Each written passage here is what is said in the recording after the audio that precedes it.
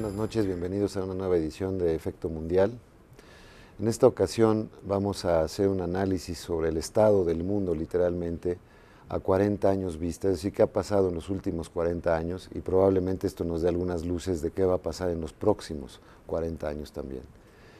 Y para ello tengo dos invitados magníficos, miembros ambos del Club de Roma, que es la institución del grupo de científicos que primero imaginó cómo vendría el mundo en los años sucesivos a partir de 1972 y escribieron aquella famosa tesis que se le llamó Los límites del crecimiento.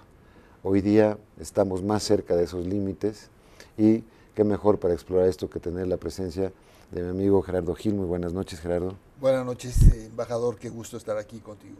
Encantado de tenerte. Susana Chacón, que además de participar en el Club de Roma, también es editora de Foreign Policy, una revista de política exterior de las más importantes del mundo, ahora en su versión en español. Muy bienvenida, Susana. Buenas noches, Enrique. Muchas gracias por la invitación. Pues bueno, vamos a hacer un pequeño corte, como es tradicional, para ver las noticias de la semana, qué está ocurriendo en el mundo, y regresamos. Desde 1950, la población mundial se ha duplicado. En este sentido, el crecimiento poblacional es motivo de preocupación mundial. Sin embargo, este crecimiento no es homogéneo. Se observan periodos de disminución y/o en aumento. A su vez, ha variado también de unos espacios geográficos a otros. En América Latina, la tasa de crecimiento demográfico ha aumentado rápidamente, aunque no de manera uniforme ni predecible. Ello puede atribuirse a la baja continua de la mortalidad y a persistentes tasas de elevada fecundidad. Naciones Unidas cuenta el día de hoy con una membresía de 194 países y empezó con 37. El mundo, hace cosa de 2 meses, se celebró, se dio la noticia de que había nacido el habitante número 7,000 millones en el planeta. A esta velocidad, probablemente para el año 2030 haya cerca de 9,000 millones de personas en el mundo. Y lógicamente con el desgaste que ya tiene el planeta de años de industrialización, casi 400 años de trabajar industrialmente en el mundo, pues genera una presión tremenda tanto para los estados, para figurar de alguna manera en el marcador internacional, como para todos nosotros, realmente para cualquier ciudadano de la calle como lo somos nosotros, que esperamos tener una mejor expectativa de vida, una calidad incluso de medio ambiente adecuada a nuestras necesidades. Pero parecería que no hemos estado, como humanidad, digamos, si fuéramos del mismo club, que a veces estas divisiones nacionales no ayudan mucho para pensarnos así, pues pareciera que estamos fracasando en organizar y preservar mejor el planeta. ¿Cómo se ve este mundo en el aniversario 40 de la producción del primer gran reporte del Club de Roma, a 40 años de distancia? Las predicciones que se hicieron en 72 por este grupo de científicos, ¿son las que ellos dijeron o se quedaron cortos? ¿Qué nos podrías decir, Gerardo, quizá en primer lugar? Bueno, pues en primer lugar yo quisiera decir que recientemente, el 1 de marzo, se celebraron los 40 años de la edición de un informe del Instituto Tecnológico de Massachusetts al Club de Roma, que se denominó finalmente Los límites del crecimiento. En este estudio se analizó que el desarrollo industrial más el crecimiento de la población estaban causando un profundo deterioro del ambiente y agotando los recursos naturales del planeta en una forma irreversible. Se predijo que de seguir estas tendencias, en algún momento del siglo XXI se llegaría a un colapso. Se hicieron distintos escenarios y los escenarios variaron en cuanto al momento del colapso, un colapso gradual por el agotamiento de los recursos naturales y por el deterioro del ambiente. A 40 años, muchos de los autores iniciales del estudio piensan que esta primer alerta global que se emitió a la humanidad ha generado 4 décadas perdidas para efectos del rescate del futuro del planeta. Y algunos de los autores, específicamente Dennis Meadows, que fue quien coordinó en lo general el estudio, considera que ya es difícil hablar del desarrollo sustentable en forma global porque hemos pasado los límites en cuanto al deterioro del ambiente como en cuanto al agotamiento de diversos recursos naturales más allá de su capacidad de reposición. El punto de no regreso ya lo cruzamos. Así es, y que en ese sentido, más que hablar de un desarrollo sustentable, estamos ahora frente a la necesidad de instrumentar políticas en forma urgente para la adaptación, la remediación y revertir algunos de esos daños en algunas áreas, pero que este colapso gradual se va a ir manifestando cada vez en forma más aguda en distintos ámbitos, en distintas áreas y en distintas partes del planeta, pero que lo comprende a todo.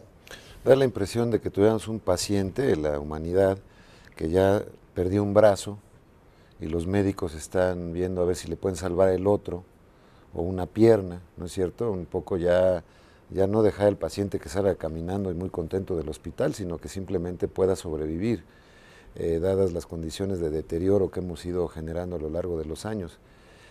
¿Cuáles son las áreas, Susana, en las que este estudio, y digamos la actualización de ese estudio observa como las más críticas, lo que está poniendo, digamos, más en peligro la sobrevivencia humana en el planeta?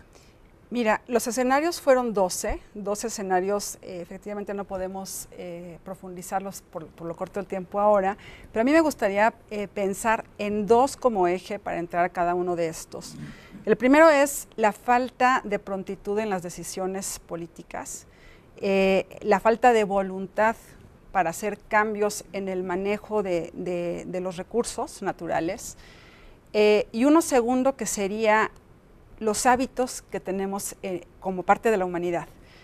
Pareciera ser que este problema de no querer cambiar los hábitos de consumo de energía, de cómo utilizamos el agua y cómo estamos acabando los recursos naturales, realmente son los puntos de partida para que no se pueda resolver parte de los problemas de sustentabilidad.